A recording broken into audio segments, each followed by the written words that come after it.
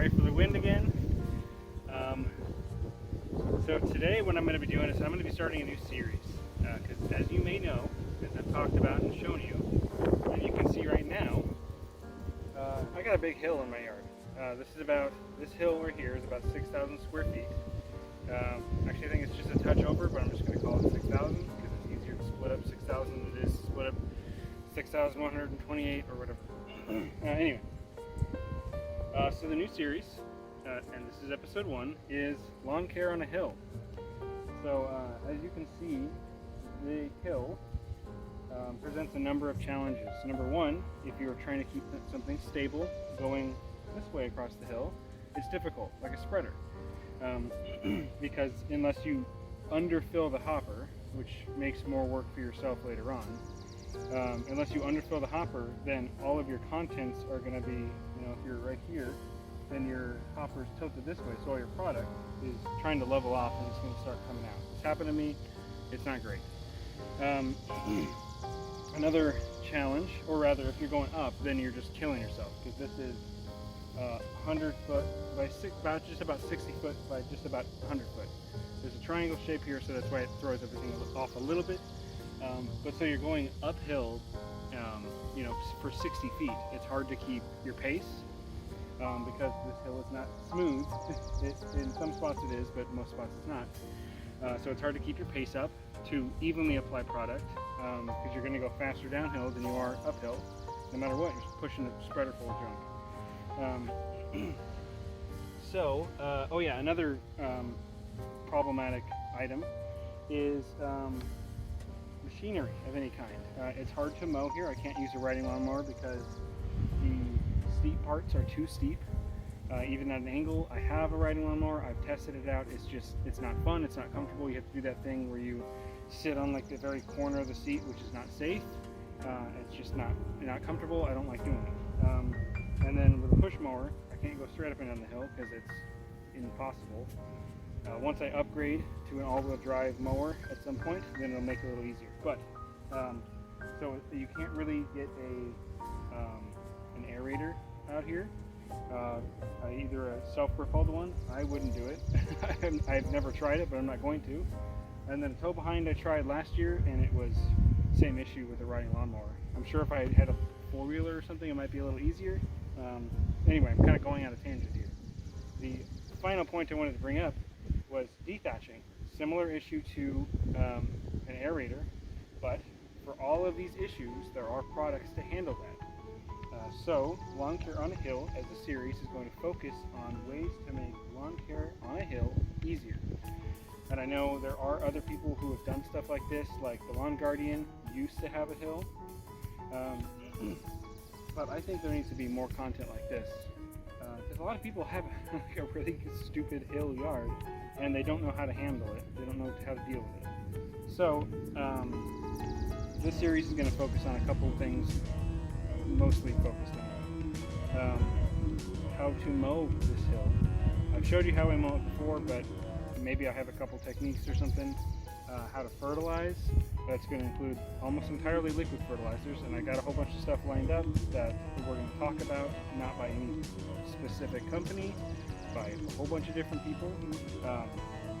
How to water a hill like this, because if you water from the top of the hill, then you're going to get some runoff. It's going to make things weird. If you water from the bottom of the hill, it's not going to reach. It gets weird and a little iffy here and there. So we're going to talk about things like moisture management. We're going to talk about things like, things like biostimulants, fertilization, dethatching, aerating, all of this stuff. But today's episode 1, as I've said a billion times already, is going to, because it is July 11th, and we're seeing here in southeast Nebraska, seeing high temps, have been since May, probably will until September. By high temps, I mean mid to high 80s to low to mid 90s is our range. Night temperatures are in the 70s typically. So my featured product today is LawnStar's Lawn Dethatcher. And the bottle is a little inflated here, but I won this from LawnStar and the Lawn Pirate. We're doing a giveaway. I won this in the giveaway. Thanks, Lawn Pirate. Thanks, LawnStar. I'm going to give this stuff a try.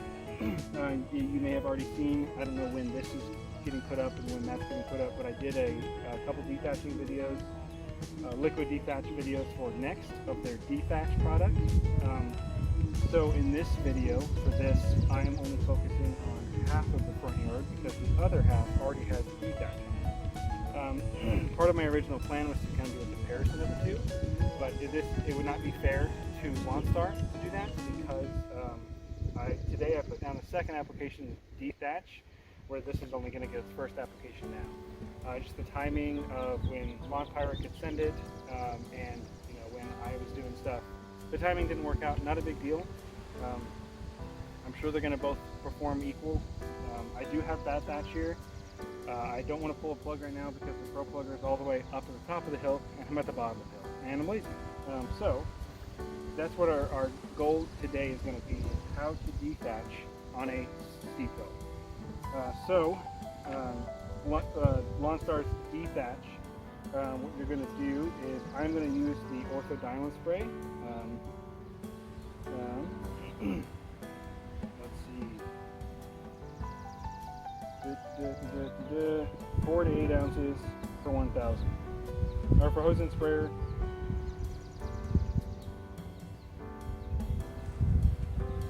I'm just going to show you. Okay, for a hose and sprayer, pour the dethatcher into hose and sprayer bottle, set sprayer to 1 ounce setting, evenly apply 4 to 8 ounces per 1,000 square feet. And then also, they want you to put this down, I don't know if you saw it on the label, but you want to put it down once and then every 2 to 4 weeks after that, depending on the thatch layer and everything like that. I'm doing 4 weeks, so yeah, I'll shake this up. Also, sorry LawnStar, I'm not going to follow your instructions. What I am going to do is I'm going to put 18 ounces of product into my jug, fill the rest of it with water, set the setting to probably a 6 just because of my walking pace, and then I'm going to spray it, I want to do 8 ounces of product, so 8 times, I'm putting this over 3,000 square feet, so I want to put 24 ounces of product in there, fill the rest of it with water, set my dial to, I say 6 because of my pace, and then spray it all out. So that's what I'm going to do.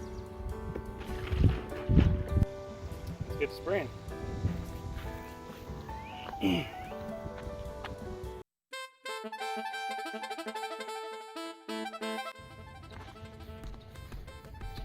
Whew, okay, all done. So really, I guess this, it smells like Guinness. That's what that smells like. I was trying to figure out exactly what that smelled like, but yeah, it smells like Guinness. Okay, so real quick, I'm going to tell you what this product does. You probably already know about liquid dethatchers, but what they do is they they add food and stimulation to microbes that are already on your thatch layer. Here, I'm just going to read it. It works by building a self-sustaining population of beneficial microbes and enzymes in the soil that decompose the thatch layer to a beneficial thickness. There you go. Which is, what I was going to say. Just Space said it better.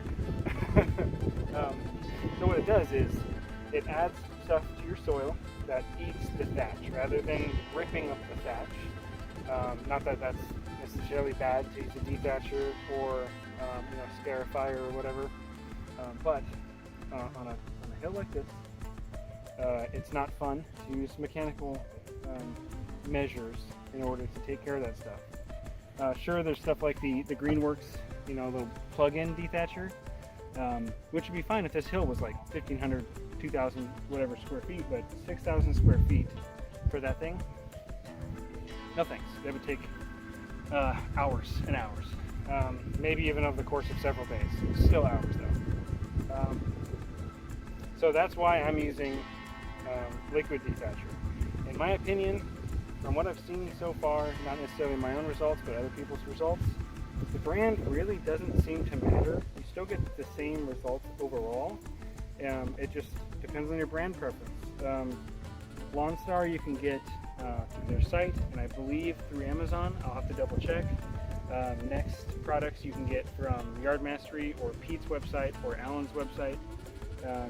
By that I mean Pete is gciturfacademy.com, Alan is LCN or lawncarenut.com.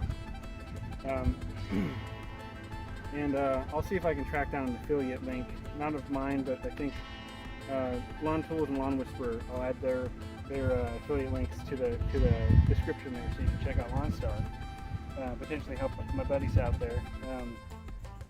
But yeah, this has been episode 1 of Lawn Care on a Hill. I know I've been kind of ranty, but I'm trying to figure out how to introduce the series. And yes, a lot of this is going to be happening just because it's not comfortable to just lean on a hill while talking to a camera. And we're going to do a couple other things here too on this hill, just to kind of give you an idea what it's like and to help those who also have a similar beast in their midst. Yeah, but I appreciate you watching.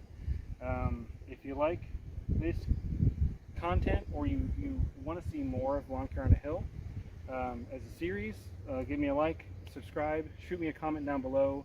Maybe if you have a hill and you want to see certain, maybe you're like, how do I do this on the hill? I've never done it and I want to do it. I can maybe show you if I can, So shoot me a comment down below or a message on Instagram. I'm Lazy Lawns at Lazy Lawns on Instagram. But anyway, all of that done. Thanks for watching. Thanks for subscribing. Thanks for commenting. I will see you in the next video.